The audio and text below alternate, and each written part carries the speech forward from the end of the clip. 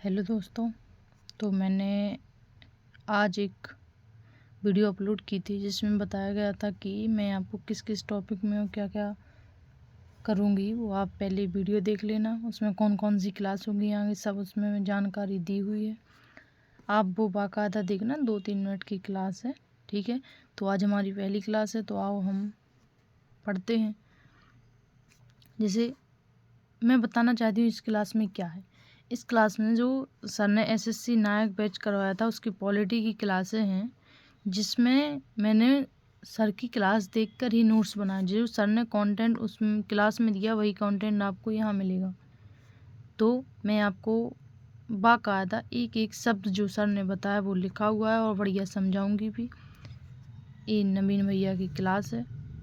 और हाँ, यदि आप लोगों को ये क्लास समझ में ना आए तो आप वो भी देख सकते हो। 1-1.5 घंटे की क्लास होगी, छोटी होगी, ठीक है। आइए चलते हैं। तो संविधान क्या है, संविधान का क्या अर्थ है। संविधान सम प्लस विधान, यानी संविधान का मतलब होता है समान कानून। तो इसकी परिभाषा बताएंगे हम। नियमों कानूनों का ऐसा संकलन जो किसी देश का शासन चलाने के लिए आवश्यक हो, संविधान कहलाता है। अब संविधान, राज्य व्यवस्था, संविधान को व्यवहार में लाना राज्य व्यवस्था का काम है। राज्य व्यवस्था की परिभाषा हो। और जैसे कि आर्टिकल 17 है। आर्टिकल 17 कहता है अस्पृश्यता का अंत, यानी छुआछूत का अंत। ये किसके अंतर्गत आता है? नागरिक अधिकार संरक्षण अधिनियम 1955 के तहत। इसमें पनिशमेंट मिलती है।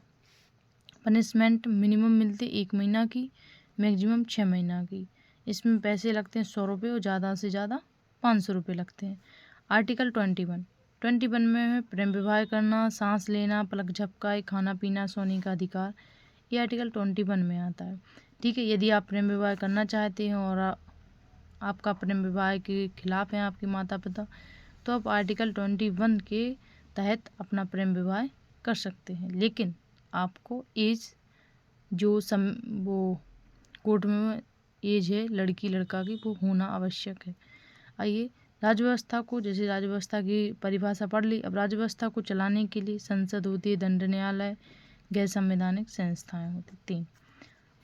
हमारे यहाँ एक हिंदू धर्म में पुरुष सूक्त किताब है जो कर्म के आधार पर लोगों को बांटती है। जैसे ब्राह्मण, वैश्य, क्षत्रिय, शूद्र, इन सबको बांटती है। जो ब्राह्मण का काम करेगा वो ब्राह्मण कर्म के आधार पर बांटती है। आइए हम संस्थान पढ़ते हैं। संस्थाएं 3 प्रकार की, एक संवैधानिक संस्थाएं, एक असंवैधानिक संस्थाएं और एक गैर संवैधानिक संस्थाएं, ठीक है। तो संवैधानिक संस्थाएं क्या कहलाती हैं? जिनका जिक्र संविधान में हो। जैसे कि वित्त आयोग आर्टिकल 280, इसका जिक्र संविधान में है। निर्वाचन आयोग आर्टिकल 324। असंवैधानिक संस्थाएं जो संविधान का उल्लंघन करे, जैसे कि आतंकवादी संगठन, माओवादी संगठन, नक्सलवादी संगठन। गैर संवैधानिक संस्थाएं क्या हैं? संविधान में जिक्र नहीं लेकिन संविधान को लागू करने में सहायक होती। जैसे कि गठन होता है प्रेसिडेंट संसद। प्रेसिडेंट में मंत्रिमंडल की सलाह पर कार्यकारी संस्था।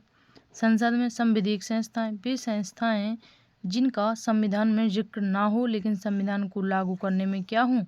सहायक हो। जैसे माओवादी संगठन 1950 से 60 में आया था।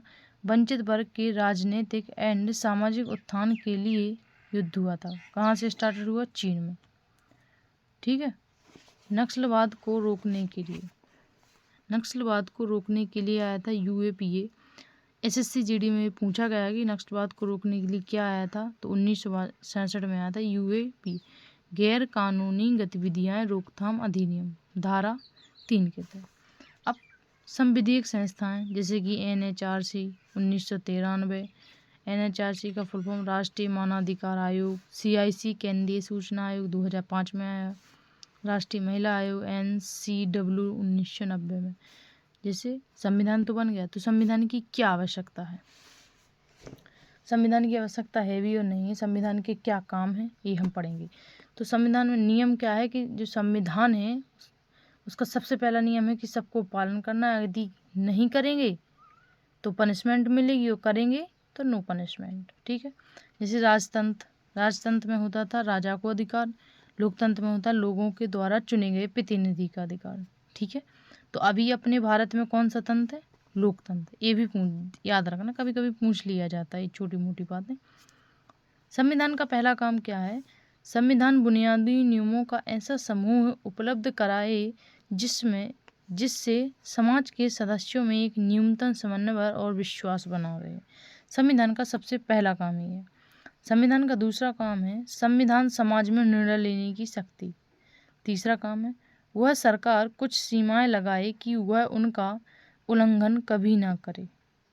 सरकार की भी कुछ सीमा ऐसे नहीं कि कुछ भी तो सरकार भी उल्लंघन ना कर सके, ये संविधान का तीसरा काम है। चौथा काम क्या है, सरकार को जनता की आकांक्षा पूरा करने की क्षमता प्रदान करे ताकि न्यायपूर्ण समाज की स्थापना हो गई।